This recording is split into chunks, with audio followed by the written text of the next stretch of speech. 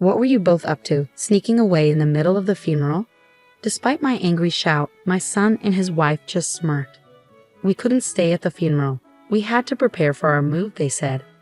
Upon closer inspection, I noticed the furniture had been swapped with theirs, and my belongings were piled up haphazardly near the entrance.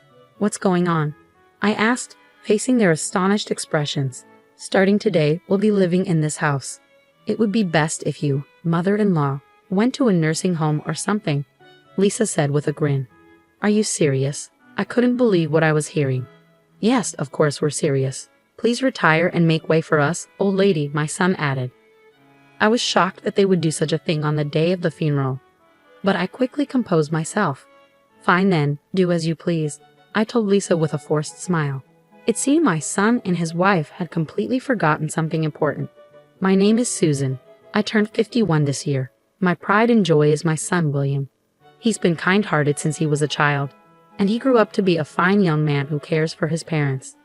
After graduating from college, William got a job in a company in New York City, but for the first few years he was assigned to work in Nebraska. It was lonely to be apart from William, but for his growth, my husband and I saw him off with smiles. Mom, are you and Dad doing well? William would call frequently. No health problems, he'd ask. At first, William, who had started living alone in a new place, called us frequently. Yes, your father and I are both fine. How about you, William? Are you eating well? Is work not too busy? I'd respond. I'm all right. Well, I eat out a lot, but I think of your cooking and pay attention to my nutrition. I want to eat your home-cooked meals, but I'll do my best here until I get used to work, William would assure us. My husband and I were relieved to hear our son's enthusiasm for his new job. But after a few months, William stopped contacting us as often. He could at least tell us if he's coming home for the holidays, even by the end of the year, I think. But he hadn't contacted us and didn't even reply to our emails. So in frustration, I called William's cell phone. Hello? A woman with an unfamiliar voice answered. Is this William's cell phone? I asked. Yeah, but are you a friend of Liam's? The woman replied. Liam. I was puzzled by the name. I heard William's voice in the background. Lisa, who are you talking to? Then Lisa, called by that name, answers William so that I can hear. Hello, William finally answered the phone. Oh, Mom, what's up? Instead of scolding the woman who insulted me, William coldly replied. Confused, I responded. Well, I was worried because you never contacted us. Are you coming home for Christmas? And is the girl who answered the phone earlier your girlfriend? Pissed off, William said, using a word I had never heard him use before. What? I was shocked. I said you're pissing me off. Stop interfering in my life. It's so irritating, William yelled before hanging up. There was a time during his teenage years when he became cold, but I never imagined he would suddenly become so rude after becoming an adult. I stood there dumbfounded with the phone in my hand. Seeing my expression, my husband worriedly asked, What's wrong? Did you talk to William? I shared with my husband about the rude woman on the phone and how William had told me to piss off. Maybe it's her influence or maybe it's just him growing up. Let's leave him be for now, my husband suggested. Taking his advice, I restrained myself from contacting William. A year later, with almost no contact from William, he suddenly finished his rural assignment and called to say he was coming back to New York. As we waited for him at home, there was an unfamiliar woman standing beside our son whom we hadn't seen before. William, who is this? I asked. It's Lisa. I'm marrying her, William replied casually. My husband and I were surprised by William's words and looked at the woman, but Lisa didn't greet us and just talked to William. Is this your parents' house? It looks so old-fashioned and uncool, she remarked.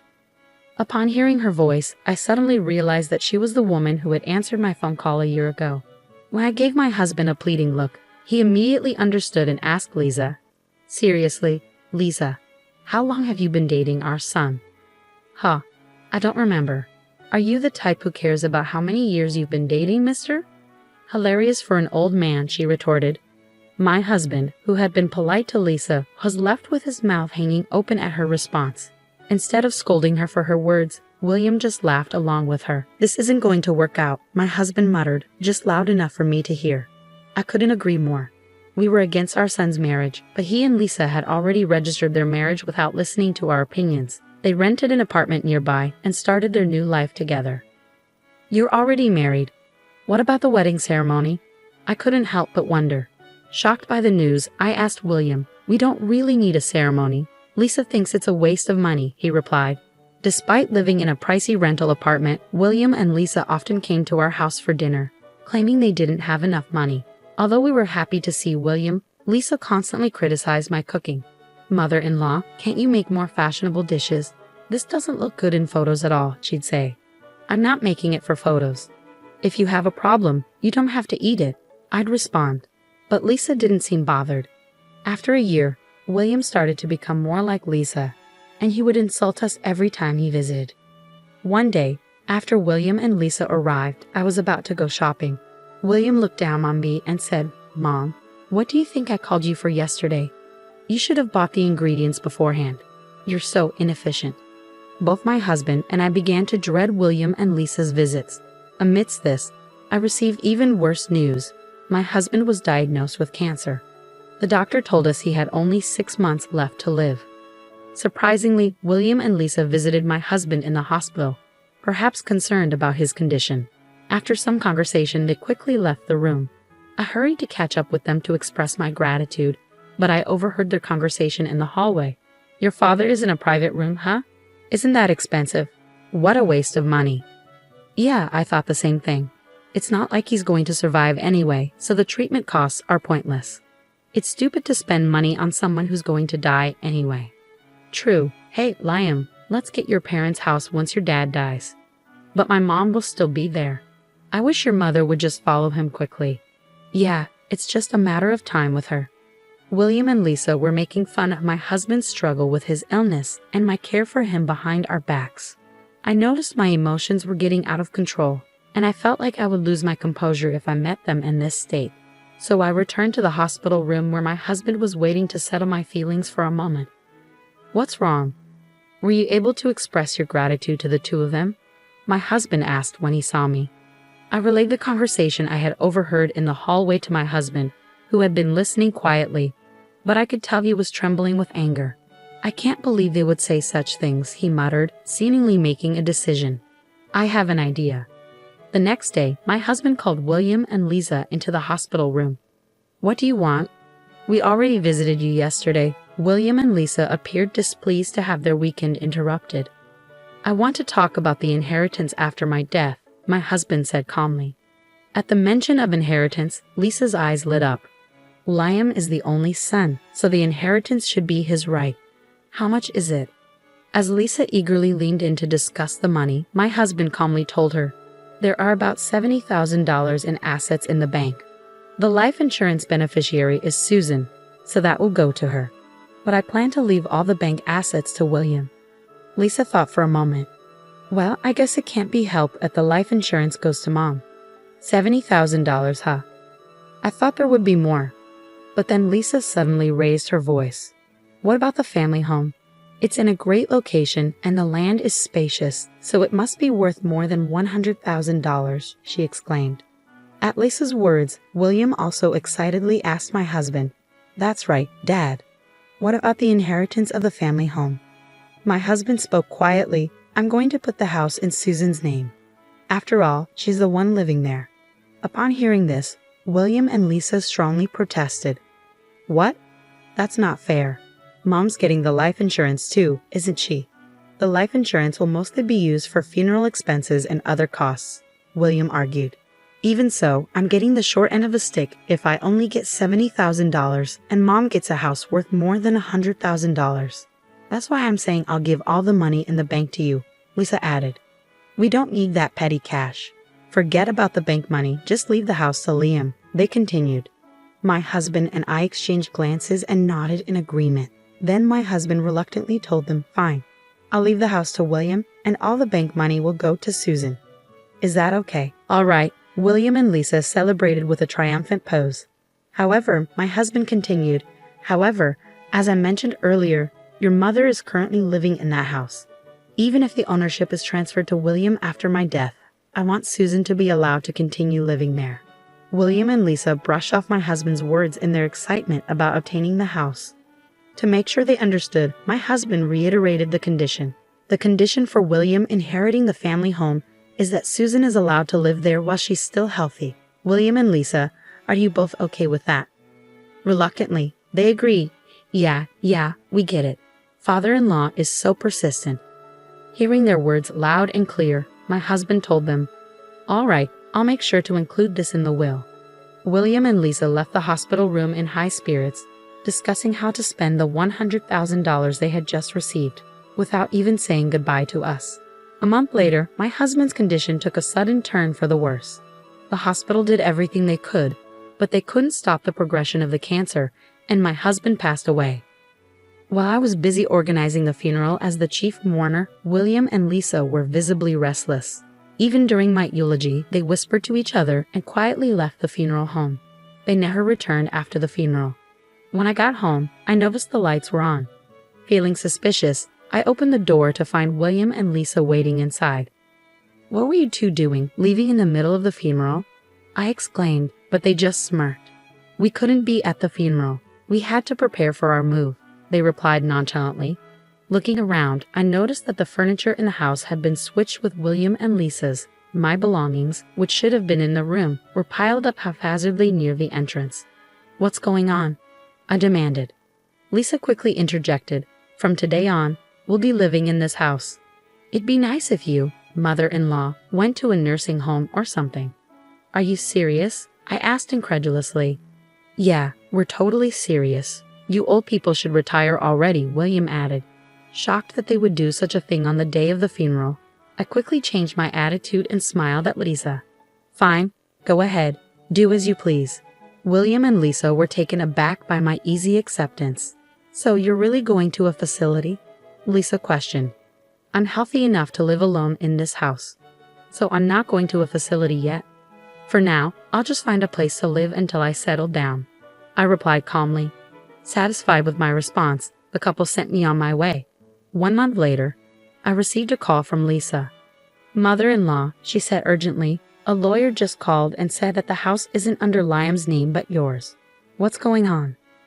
"Well, about that," I began, explaining to Lisa about the conditional will my husband had discussed with both of them. "He told you both that the house would be under William's name as long as I was able to continue living there. Now that you mention it, he did say something like that to make sure there was no confusion later on. My husband made sure to include that in his will. He should have told you in the hospital room. But that doesn't mean we have to give it back.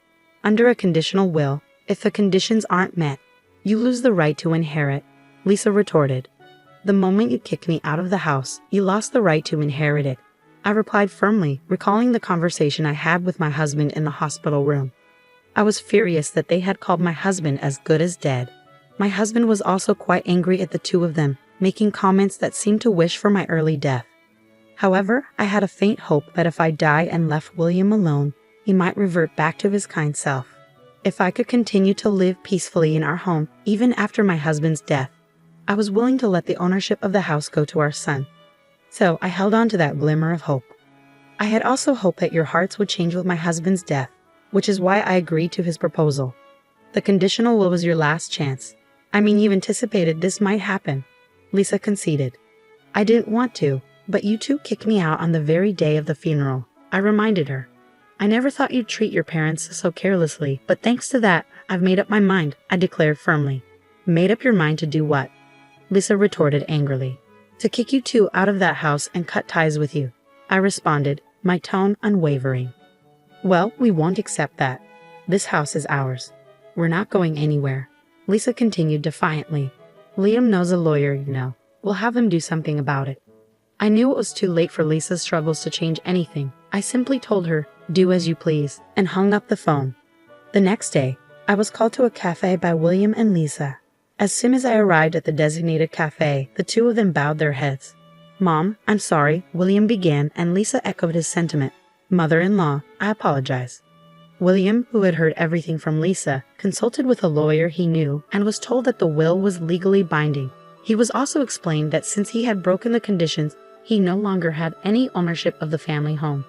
Our lawyer friend told us that if we don't leave immediately, we could be sued for trespassing, and we wouldn't have a leg to stand on, William explained, his expression solemn. "Mom, please give up the inheritance," he continued. What? We want you to give us the house, Lisa added. I was utterly disgusted with William and Lisa, who still only thought of their own interests even after hearing everything.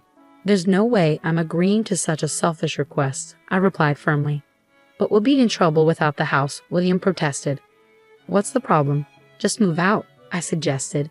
In a barely audible voice, William began to explain their debts and why the family home was absolutely necessary. After I left, Lisa immediately looked up the market value of the house. She discovered that the land was worth much more than they had thought. Lisa suggested to William that they should sell the house quickly while the price was high and get their hands on the cash. William agreed, and the two of them seemed to have been indulging in extravagance for the past month in celebration. Living it up like that, where did you get the money? I questioned, my disappointment palpable. I went into debt. I thought I could pay it back right away if I sold the house. At least a half, Lisa cried, pleading with me. Mother-in-law, please, we can't pay back the debt unless we sell this house. Don't let our family suffer. Don't let your family suffer. How can you say that? I answered indignantly. You two are calling my husband, who was fighting his illness, a failed death and wishing that I'd die soon, weren't you? Yeah, you heard that. Why should I help people like you? This house holds memories with my husband. You two kick me out of it. I will not allow you to sell my memories with my husband as long as I live. William desperately clung to me with a pitiful voice. Then give me the money from the bank. I'll use it to pay off the debt. Huh? Weren't you the ones who said you didn't want that dirty money? I retorted. Don't you get that you don't have the right to take that cash anymore? Damn it, if Lisa hadn't said anything unnecessary, we'd have the cash by now. Lisa lashed out at Liam, who regretted his actions. Excuse me, Liam, you were happy when you heard you'd get the house too. He's your father, so do something about it. It's your fault, so you do something about it, I calmly told the two who started fighting. If you're going to have a marital fight, do it later. Just as Liam's lawyer friend said, I'll sue you for trespassing if you don't leave right away. They stopped arguing and hurried back to their house. They then packed their belongings and left in a rush. Afterward, the two searched for a new home, but with their debt, the only place they could rent was a rundown apartment that looked like it was about to collapse.